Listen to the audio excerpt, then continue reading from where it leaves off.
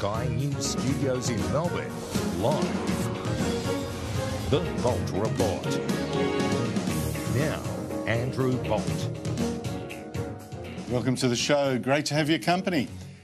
Coming up tonight, British maverick politician Nigel Farage on his very good friend Donald Trump.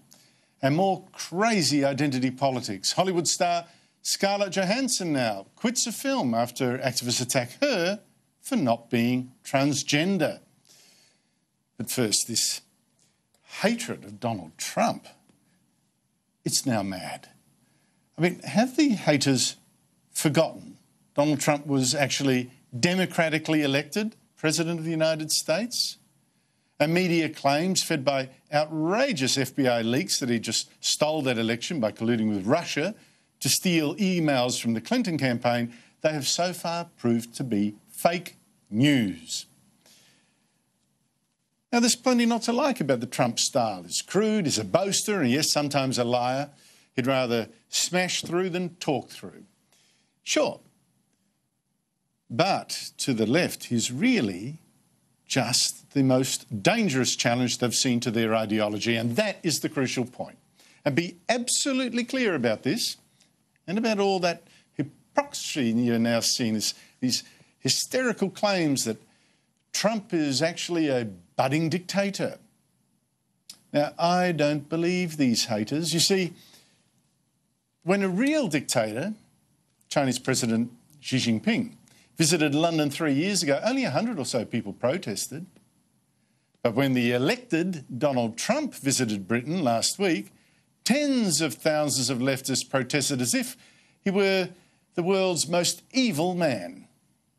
We're holding Trump to account. We're highlighting the fact that his toxic, hate-fueled politics, his policies that are having a devastating impact on people, not just in the US. Hate-filled politics? Get a mirror, lady. What do you call this effort last week by Mexican-American comedian George Lopez pretending to urinate on Trump's Hall of Fame star? What do you call this London protest with its mocking balloon of Trump and its F-Trump chants and its protesters trying to disturb Trump's rest by banging pots and drums? And what do you call this ludicrous fear-mongering by former British Labour leader Ed Miliband? This is about not about a quarrel with the American people. This is about President Trump and his values, his racism, his misogyny, his contempt for democracies, his embrace of dictatorship. His embrace of dictatorship? Really? I mean, has Donald Trump cancelled elections, jailed journalists, and jailed democracy activists like China does every other week, like Cuba does? No, what's really driving these people mad is that Trump is exposing the failures of their old political elite on this European trip. It has not been Trump's lies, but it's truths that have got them foaming. Truths like this about Europe's disastrous immigration policies, letting in millions of illegal immigrants from the Muslim Third World. I just think it's changing the culture. I think it's a very negative thing for Europe. I think it's very negative. Really, how many people seriously disagree? Trump also told other truths that the political establishment hate. For instance, the 28 US allies in NATO, the West's main defence organisation, they don't pay anything like they should for Europe's own protection. The British government, it is cheating voters by not pulling Britain completely out of Europe as it promised after the Brexit vote. But hear the screams that here is Trump the dictator being tough on America's friends, but so soft on Russian President Vladimir Putin, who Trump is meeting in the next hour or so in Helsinki. Here's one typical Democrat bloviating politician.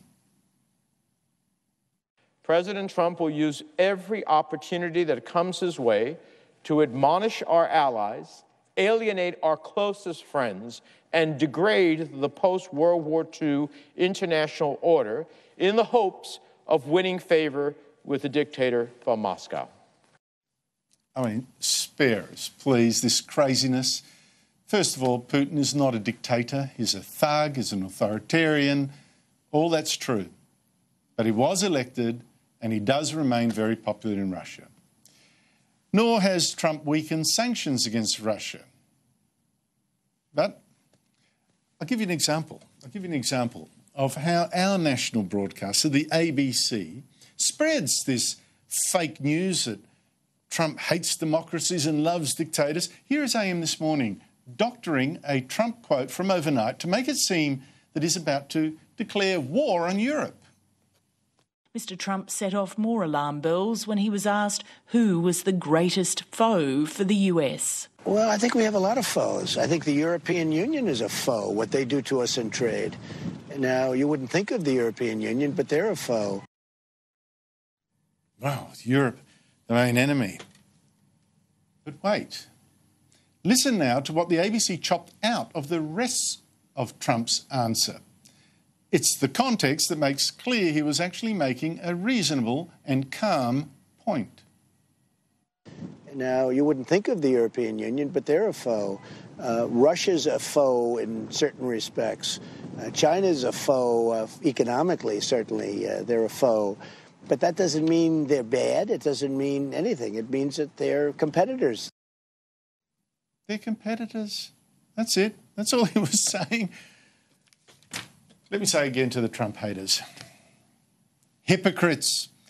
See, where were you before with all this fake outrage about going soft on Putin and cutting secret deals with him? Where were you 6 years ago when your hero, Barack Obama, he didn't know his mic was on, and he murmured to the then Russian president, who was Putin's puppet, tell Putin I'll cut him a better deal on missile defence after I'm safely re-elected. After my election, I have more flexibility. I understand. I trusted this relationship to live in understand. And where were all these Trump haters when Obama then in the 2012 election campaign ridiculed the Republicans' Mitt Romney for saying Putin's Russia was America's biggest foreign policy threat? A few months ago, when you were asked what's the biggest geopolitical threat facing America, you said Russia. Not al-Qaeda, you said Russia. In the 1980s are now calling to ask for their foreign policy back because, the Cold War's been over for 20 years. Oh, these haters. They were silent then, but they're so noisy now that it's Trump in charge. Hypocrites, hypocrites, hypocrites. All their fury and all their hate, it isn't really because Trump is a dictator selling out to other dictators. At heart, it's really pretty simple. They hate him because he was democratically elected to do exactly what he's now doing, winding back disastrous leftist policies on immigration, on global warming, on trade, on taxes. And that makes these protesters really little more than a giant tantrum by people who simply cannot stand having lost an election. So, who are the real dictators here?